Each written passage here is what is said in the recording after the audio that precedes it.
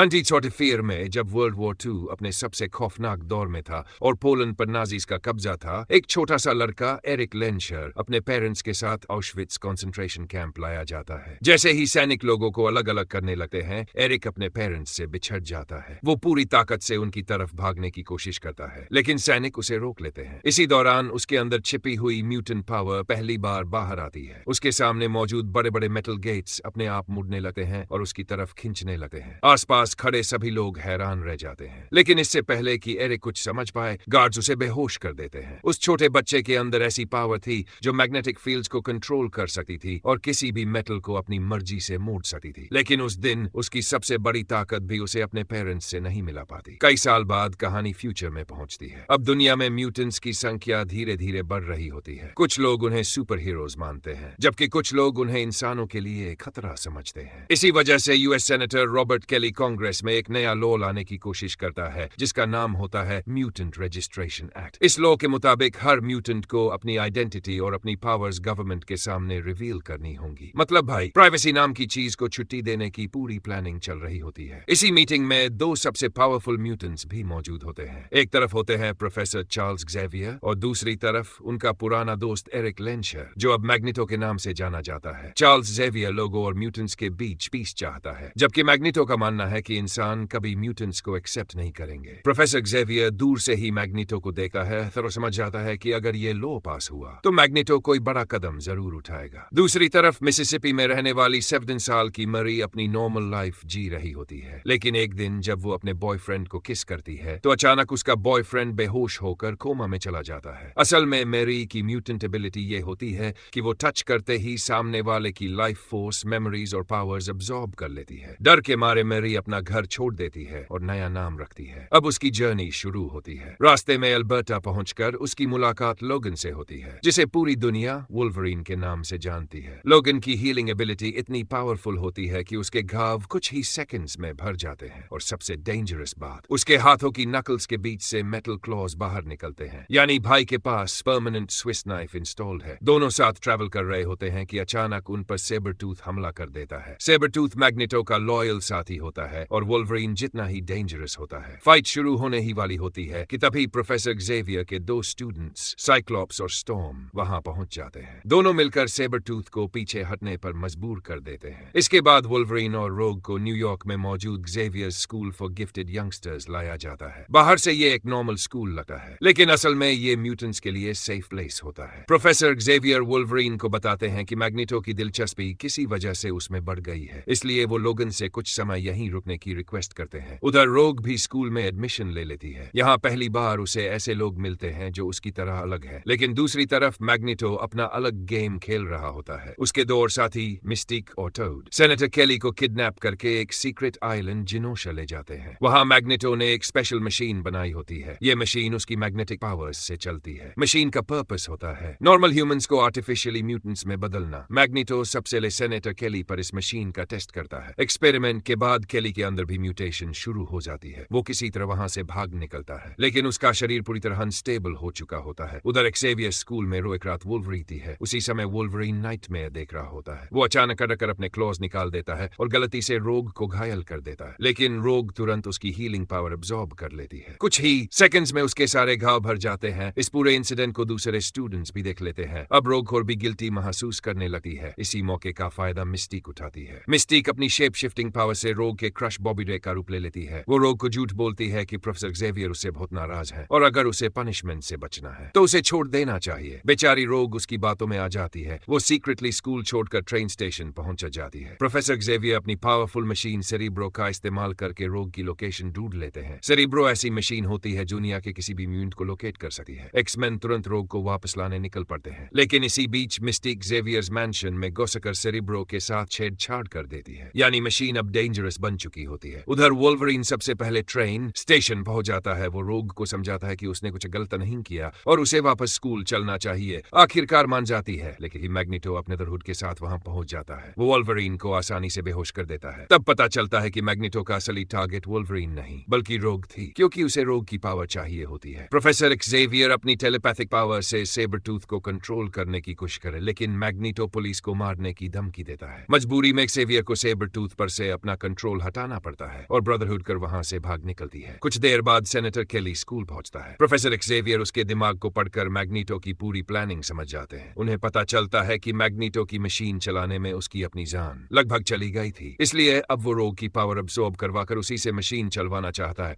मतलब मैग्नो खुद नहीं मरेगा, सारा बिल रोग के नाम कर देगा, लेकिन इससे पहले कि वो कुछ कर पाते। सेनेटर केली का शरीर उस आर्टिफिशियल म्यूटेशन को सहन नहीं कर पाता, उसका पूरा शरीर लिक्विड बनकर पिघल जाता है। ये देखकर सभी समझ जाते हैं कि मैग्नो का एक्सपेरिमेंट इंसानों के लिए जानलेवा है। प्रोफेसर एक्सेवियर फिर से सेरिब्रो का इस्तेमाल करके रोग को ढूंढने की कोशिश करते हैं, लेकिन मिस्टिक की सैबोटेज की वजह से सेरिब्रो मैल फंक्शन कर जाती है। प्रोफेसर एक्सेवियर खुद कोमा में चले जाते हैं। अब जीन ग्रे आगे आती है और खुद उसका इस्तेमाल करती है। जीन को पता चलता है कि मैग्नीटो लिबर्टी आइलैंड पर अपनी मशीन एक्टिवेट करने वाला है। वहीं पास में एलिस आइलैंड पर दुनिया के बड़े बड़े लीडर्स की समिट चल रही होती है। मैग्नीटो का प्लान साफ होता है, वो उन सभी वर्ल्ड लीडर्स को जबरदस्ती म्यूटेंट्स में बदल देना चाहता है ताकि पूरी दुनिया बदल जाए। एक्समैन तुरंत लिबर्टी आइलैंड पहुंच स्टैच्यू ऑफ लिबर्टी के ऊपर फाइनल बैटल शुरू होती है। साइक्लोप्स, स्टॉर्म, जीन ग्रे और वोल्वरिन मिलकर ब्रदरहुड के बाकी मेंबर्स से लड़ते हैं। उधर मैग्नीटो अपनी पावर्स को ट्रांसफर कर देता है। अब मशीन रोग की लाइफ फोर्स से चलने लगती है। रोग की हालत लगातार खराब होती जा रही होती है। वोल्वरिन मैग्नीटो से लड़ाई शुरू कर देता है ताकि उसका ध्यान भटक सके। इसी दौरान साइक्लोप्स अपनी ऑप्टिक ब्लास्ट से मैग्नीटो को दूर फेंक देता है। वोल्वरिन तुरंत मशीन तक पहुंचता है और उसे डिस्ट्रॉय कर देता है। मशीन बंद होते ही रोग की जान तो बच जाती, लेकिन वो पूरी तरह बेहोश हो चुकी होती है। उसे बचाने के लिए वोल्वरिन अपनी हीलिंग एबिलिटी उसे ट्रांसफर कर देता है। रोग धीरे धीरे रिकवर करने लगती है, लेकिन वोल्वरिन खुद कमजोर होकर बेहोश हो जाता है। कुछ समय बाद प्रोफेसर एक्सेवियर भी कोमा से बाहर आ जाते हैं। वोल्वरिन भी रिकवर कर लेता है। सबको लगता है कि खतरा खत्म हो गया, लेकिन तभी पता चलता है कि मिस्टिक लिबर्टी आइलैंड से बचकर निकल चुकी है। और सबसे बड़ी बात, अब वो सेनेटर केली का रूप लेकर गवर्नमेंट के अंदर पहुंच चुकी है, यानी एनिमी अब सिस्टम के अंदर बैठ चुका था। प्रोफेसर एक्सेवियर बाद में वोल्वरिन को उसके पास्ट से जुड़ा एक लीड देते हैं। कनाडा में एक अबैंडन्ड मिलिट्री फैसिलिटी, जहां शायद लोगन की लॉस्ट मेमोरीज का जवाब मिल सकता है। दूसरी तरफ मैग्नीटो को एक स्पेशल प्रिजन में बंद किया जाता है। ये प्रिजन पूरी तरह प्लास्टिक से बनी होती है, क्योंकि अगर वहां मेटल होता तो मैग्नीटो के लिए जेल नहीं, वेकेशन रिजोर्ट बन जाती। प्रोफेसर एक्सेवियर उससे मिलने आते हैं। दोनों एक दूसरे से बात करते हैं। मैग्नीटो मुस्कुरा कर कहता है कि एक दिन वो इस प्रिजन से जरूर बाहर निकलेगा और म्यूटेंट्स की लड़ाई फिर से शुरू करेगा। प्रोफेसर एक्सेवियर जानता है कि मैग्नीटो मजाक नहीं कर रहा, इसलिए दोनों अपने अपने रास्ते पर आगे बढ़ जाते हैं। एक इंसानों और म्यूटेंट्स के बीच शांति चाहता है और दूसरा मानता है कि आने वाला फ्यूचर सिर्फ म्यूटेंट्स का होगा।